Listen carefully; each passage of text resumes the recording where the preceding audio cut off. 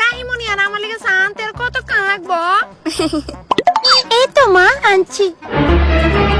ইস কত লক্ষ্মী বৌমা আনছো। কি গো বৌমা একটু ঘুমটাটা উড়াও। না কাকিমণি, আমার খুব লজ্জা করে।